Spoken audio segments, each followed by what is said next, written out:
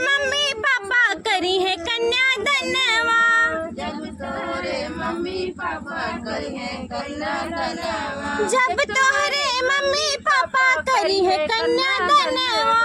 जब तोहरे mummy papa करी है कन्यादानवा। तब हो वो साजन की नारी वही बेटी बाटू कुंवारी।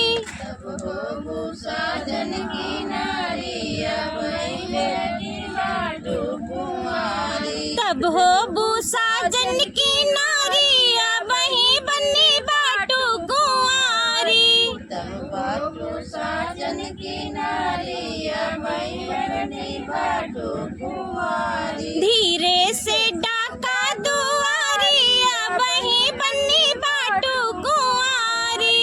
धीरे से डाका दुआरी वही बनी बाटू कुंवारी। जब तोहरे चाचा चाची करी है कन्यादानवा। जब तोरे चाचा चाची करी है कन्यादानवा। जब तोहरे चाचा चाची करी है कन्यादानवा।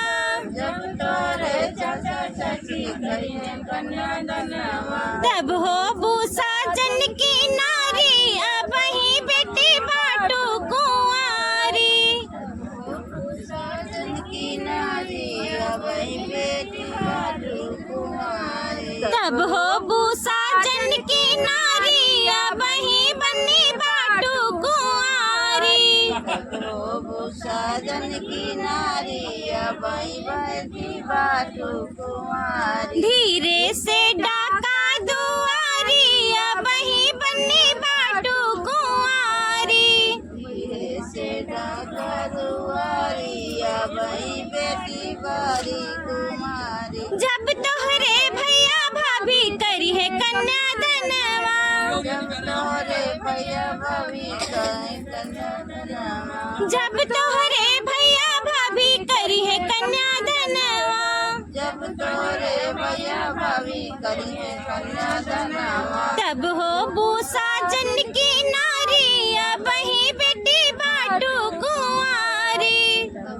वो साजन की नारी वही बेटी बारी कुमारी। धीरे से डाका दुआरी वही बनी बाटू कुंवारी। धीरे से डाका दुआरी वही बेटी बाटू कुमारी।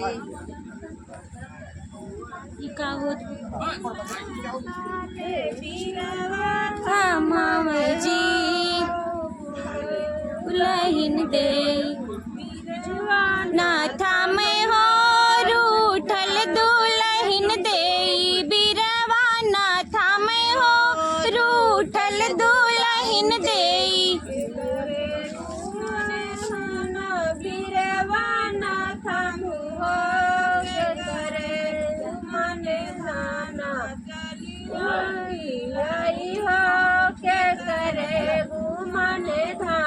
चलू इठलाई हो के करे गुमान धना। चलू इठलाई हो के करे गुमान धना।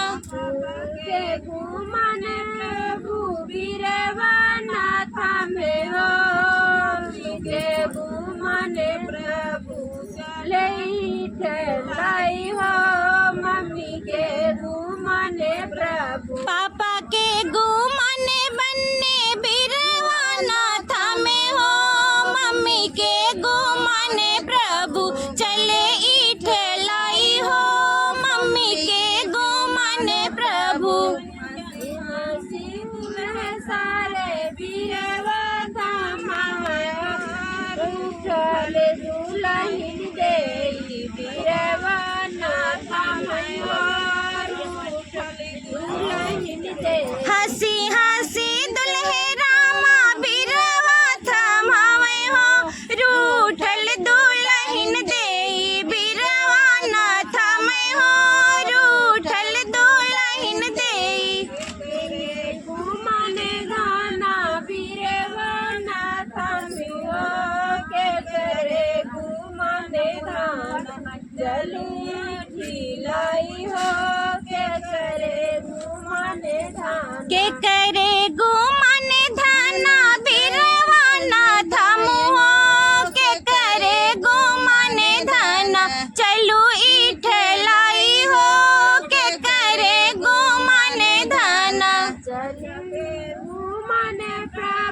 बीरवाना थामे हो चाची के घुमाने प्रभु चले लाई हो चाची के घुमाने चाचा के घुमाने प्रभु बीरवाना थामे हो चाची के घुमाने प्रभु चले इठलाई हो चाची के घुमाने प्रभु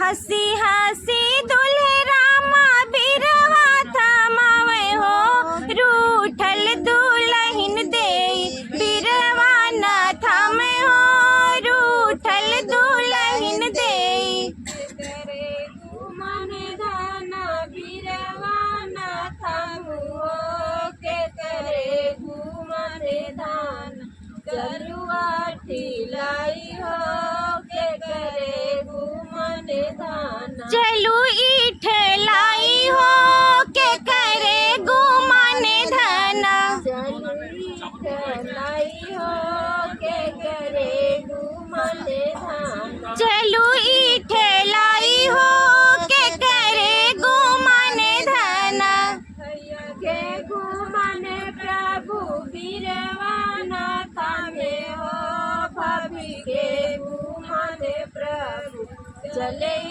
ठिलाई हो भाभी के घुमाने प्रभु चले